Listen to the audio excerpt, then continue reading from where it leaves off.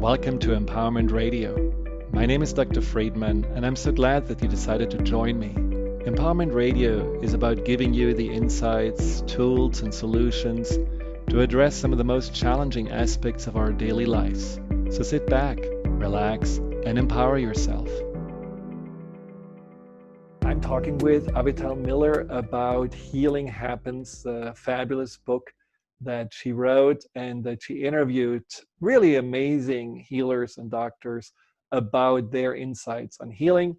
And we just talked about the importance of meditation and how it helped her on her healing path from having thyroid issues and autoimmune disease with a thyroid to get actually into a place where she didn't need as much medication. And maybe, I don't know, are you at the place where you don't need any medication at all anymore? I do need a little bit right now. I actually went 4 years without any medicine. And then I started to have a fever. And then the doctors, they put me on the medicine. I've done a little bit more research. And they tested me for Epstein-Barr virus, but it's like it manifests in the body where there's Epstein-Barr virus, and then it also looks like the same autoimmune disorder. And part of my understanding with that is there's a virus in my thyroid gland that my body is trying to get out. So I've had to shift the protocol of how I work with my body to help get that virus out. And that's one of the next steps I feel for the healing with the Hashimoto's and the hypothyroidism. And just a couple things about that too, because when I was meditating, what I also did was I created my own understanding of God. Like I just didn't believe in any concept of God for quite some time, because the way that I was taught religion, it didn't make sense to me.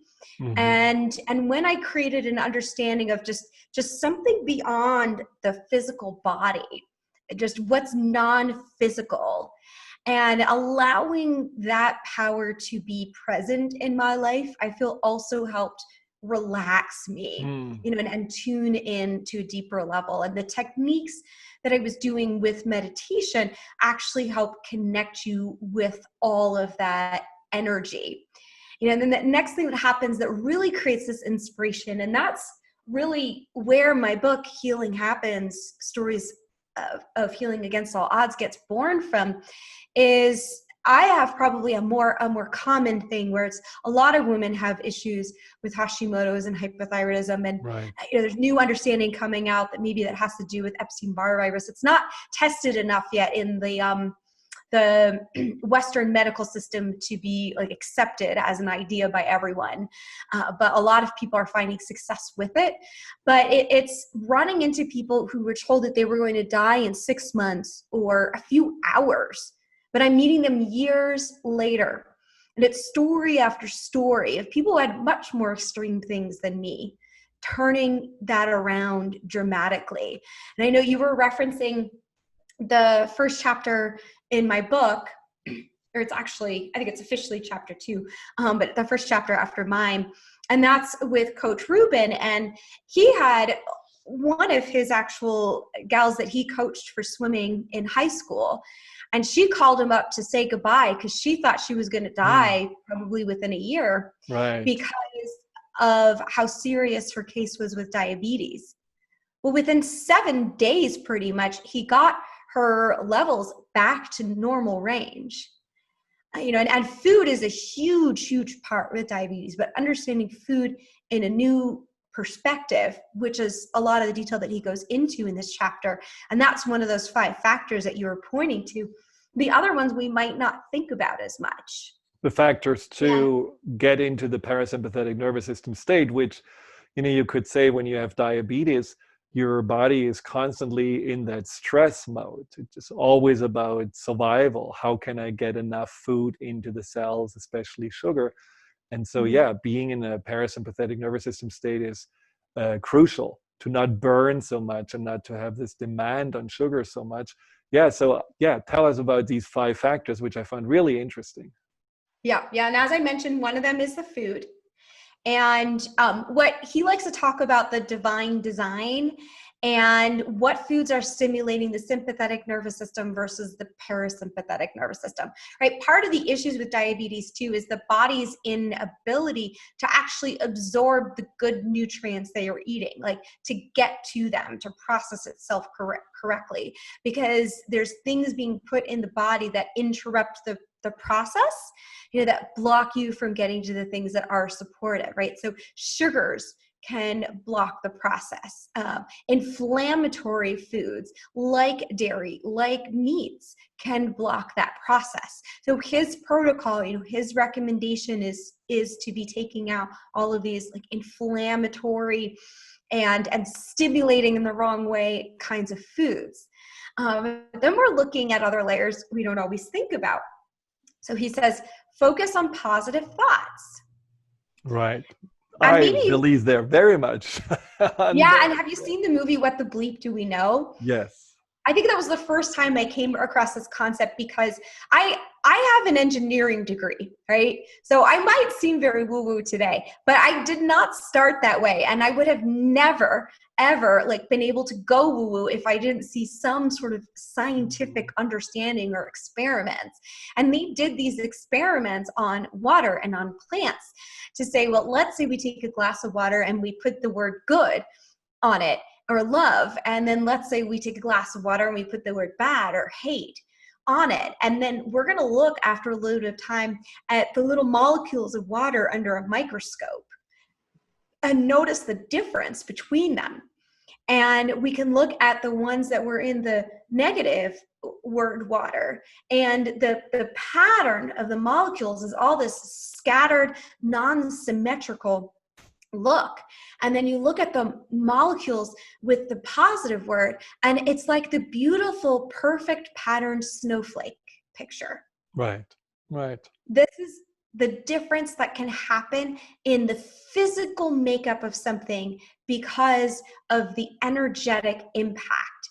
Now, we've also learned in science that everything is made of energy.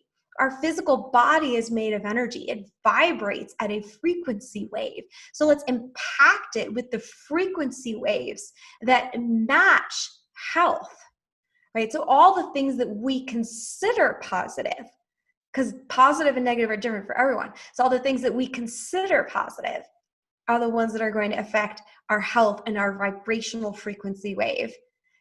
Well, in that regard, I think it's really important to, like you said, when you are ill and you are bombarded with negative messages, like this student of the coach who basically was believing that she's going to die, and she probably heard this also from her doctors. And I had similar cases in my practice where unfortunately people do hear from the medical establishment, well, statistically, you have 1.5 years to live. And then exactly on the dot, the time runs out. Or I had a client who had prostate cancer. He was doing really well and everything was stable, but then his physician, and it's not mean, it's not meant to hurt a person, but it's just like what I was trained as well. Tell your patients the truth, don't make false hope, all this kind of stuff. And so he was told that, well, your PSA, which is a marker for the cancer, will increase in the next few months. It's just a given. And he was devastated when he heard that. He really, his whole hope and positivity broke down. And of course, exactly in that time frame, it tripled the PSA level, and he gave up. I mean, there is something also that we have to really be mindful about, to block away some of those suggestions that we hear on what you are supposed to experience on your own healing path. We have to free ourselves from that. And I'm sure that this is what this book can also do for people, to just see that everything is possible. We cannot limit ourselves just because someone says you don't have the permission to do something that is not usually happening. I really wish doctors would just make this simple change in what they say, because it's very important, to be honest. with patients, but instead of saying this is going to happen, say this is what we've seen usually happen this % of the time.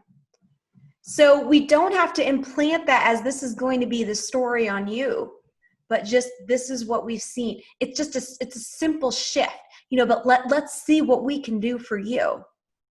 Well, I wish that doctors could also maybe share a little bit more that everyone is unique and everyone has their own makeup. And there are many cases, and doctors know this too. I mean, my father was a physician and he was someone, and my mother too, but they both were more kind of the holistic physicians, and they definitely always gave people hope. They always told people, you are your own person, you have your own circumstances. This is not just the illness that dictates the outcome, it's everything together. And so let's see how we can everything corral around this so that you get well again. So there was, yes, a diagnosis, yes, there was a possible outcome, but there was always a possibility to something else and something better. And I think if you can just, if we can give patients that hope and that empowerment to hold on to, I think that would make a huge difference, and it would shift into the parasympathetic nervous system. We're going to have a little break. We'll be right back again with more. Stay tuned. Hi, Dr. Friedemann here. Thank you for tuning into my YouTube channel. If you're interested in learning more about fear and anxiety, here you'll find guided meditations, webinars, and interviews with some of the most renowned experts in the field of empowerment. Delve into the over 230 videos and more to come every week.